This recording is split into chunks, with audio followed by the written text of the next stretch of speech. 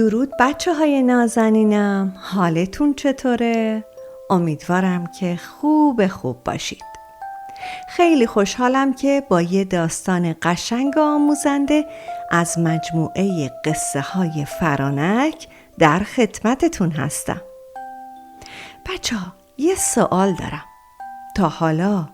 تا حالا کسی رو دیدید که نمیشناسیدش ولی میخواد باهاتون حرف بزنه؟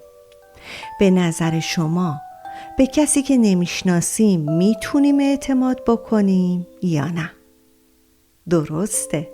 درسته عزیزای دلم، ما باید همیشه مواظب باشیم.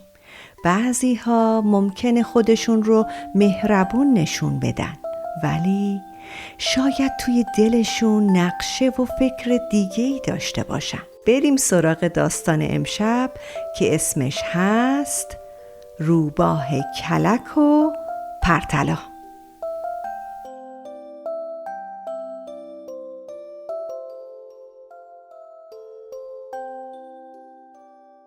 یکی بود یکی نبود. توی یک مزرعه یه خروسی بود پرطلایی با دم رنگی و تاج قرمز. همه صداش میزدن پرطلا. پرطلا خیلی قصه دوست داشت.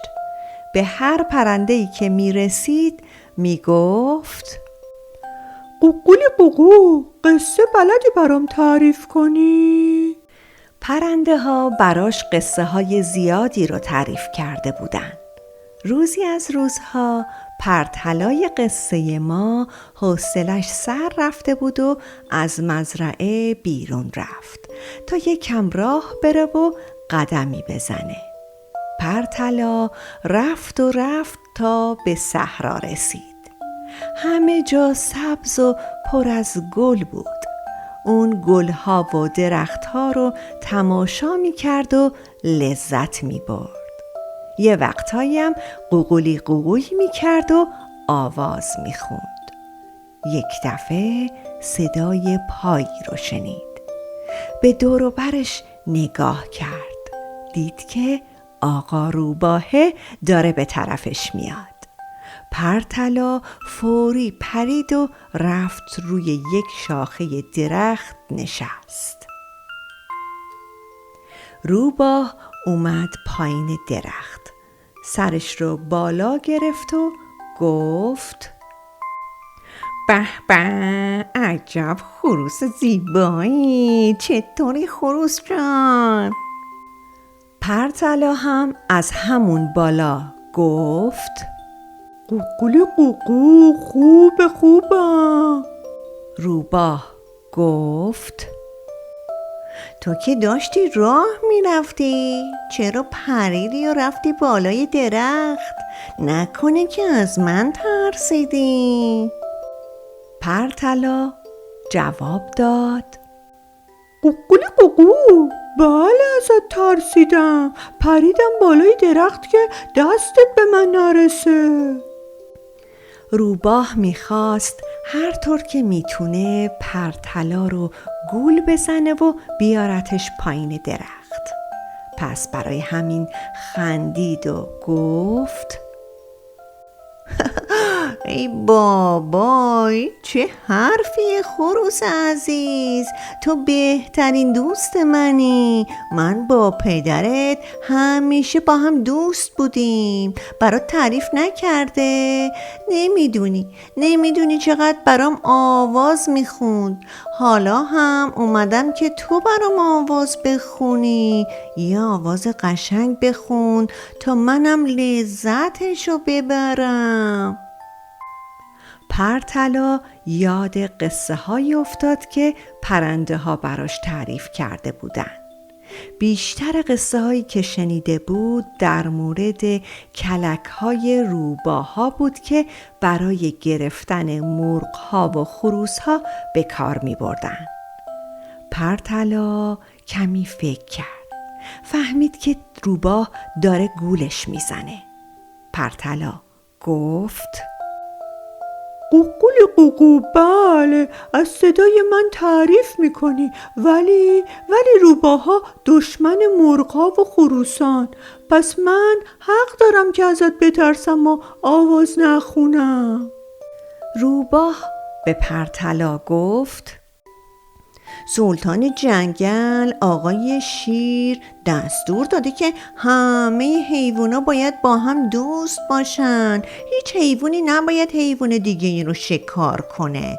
الان تو جنگل و صحرا گرگ ها با بره ها دوستن، موش ها با گربه ها دوستن، همه کنار هم زندگی میکنن. نشنیده بودی؟ روباه داشت تون تون میگفت که یک دفعه پرتلا از بالای درخت دید که سگ نگهبان مزرعه داره به طرفشون میاد. پرتلا گفت: قوقولی قوقو، انگار سگ مزرعه داره میاد اینجا دنبالم. روباه وقتی شنید که آقا سگ داره میاد پا به فرار گذاشت. پرتلا گفت: قوقولی قوقو، چی شده؟ چرا ترسیدی؟ مگه سلطان جنگل نگفته که همه حیوونا با هم دوست باشن؟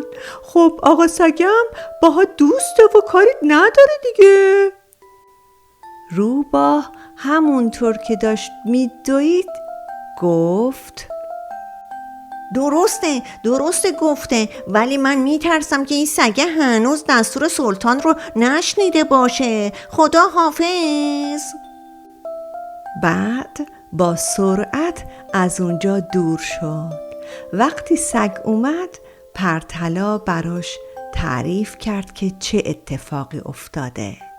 سگ نگهبان گفت: اون میخواسته که به تو کلک بزنه و بهت دروغ گفته. روباها همیشه حیله‌گرن، هیچ وقت نباید بهشون اعتماد کنی. چقدر خوب شد که به موقع رسیدم. حالا بیا با هم برگردیم به مزرعه، دیگه داره غروب میشه. بعد هم پرتلا با آرامش کنار سگ نگهبان با هم به مزرعه برگشتن. خب بچه‌های عزیزم، دیدید؟ اگر پرتلا به حرف روباه گوش میداد ممکن بود چه اتفاقی بیفته؟ اگر اون سگ مهربون نبود چی میشد؟ پس بیاین همیشه یادمون بمونه به هر کسی نباید اعتماد کرد، مخصوصاً وقتی نمیشناسیمش.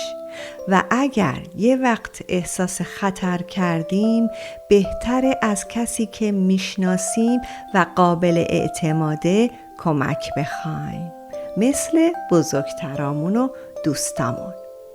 حالا موقع خوابه.